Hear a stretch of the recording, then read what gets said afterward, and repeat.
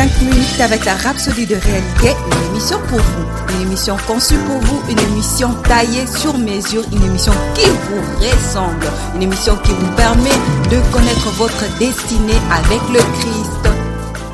Bonjour, bienvenue dans notre émission 5 minutes d'édification avec la Rhapsodie des réalités. Aujourd'hui, nous sommes le jeudi 14. Le pasteur nous enseigne sur le thème, c'est un modèle, pas une prière.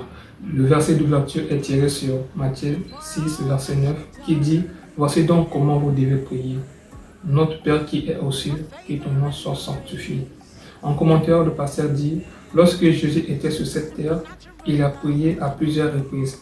Et ces prières nous ont apporté dans les Écritures. » Ses disciples remarquaient qu'il avait toujours des résultats chaque fois qu'il priait.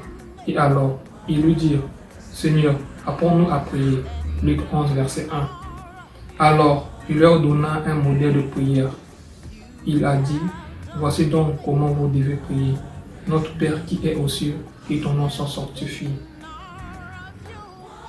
Matthieu 6, verset 9. Beaucoup de chrétiens ont mal interprété cela, se disant que c'est la prière du Seigneur.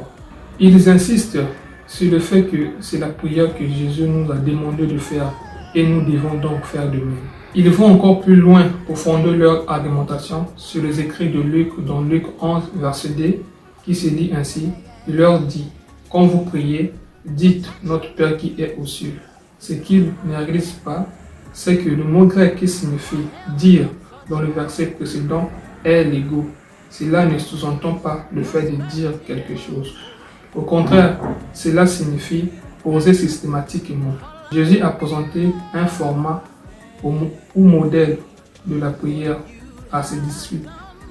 Il n'a pas dit que nous devions citer ou réciter ces paroles dans la prière, ce que beaucoup font aujourd'hui. La véritable prière du Seigneur se trouve dans Jean 17. Lisez tout le chapitre et vous serez énormément inspiré. De plus, il a donné ce modèle de prière à ses disciples avant d'aller sur la croix. Il leur a appris à prier en espérant le royaume de Dieu. En ce moment-là, il n'était pas encore mort pour le monde entier. Et le monde était toujours sous la domination d'un autre royaume, qui est le royaume des ténèbres. Cependant, étant nés de nouveau, nous avons été délivrés du royaume des ténèbres et transférés dans le royaume du Fils bien-aimé de Dieu. Colossiens 1, versets 12 à 13, qui dit « Rendez grâce au Père qui nous a délivrés de la puissance des ténèbres et nous a transportés dans le royaume du Fils de son amour. Dans ce royaume, nos besoins sont satisfaits selon ses richesses avec gloire. » Donc aujourd'hui, du point de vue spirituel, cela n'a aucun sens de réciter les paroles de Luc 11, versets 2 à 4. Ce n'est pas une prière du Nouveau Testament.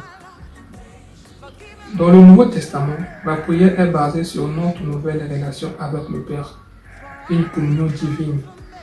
C'est ce que Jésus a rendu possible. Maintenant, nous devons prier par l'Esprit et adorons en esprit. Ici, le pasteur nous montre l'importance de la prière. Et étant nés de nouveau, nous devons pas prier selon le modèle de Luc 11, verset 2, mais plutôt selon le modèle de Jean 17. Nous devons faire des prières par l'Esprit. Nous allons prendre quelques instants pour méditer cette parole.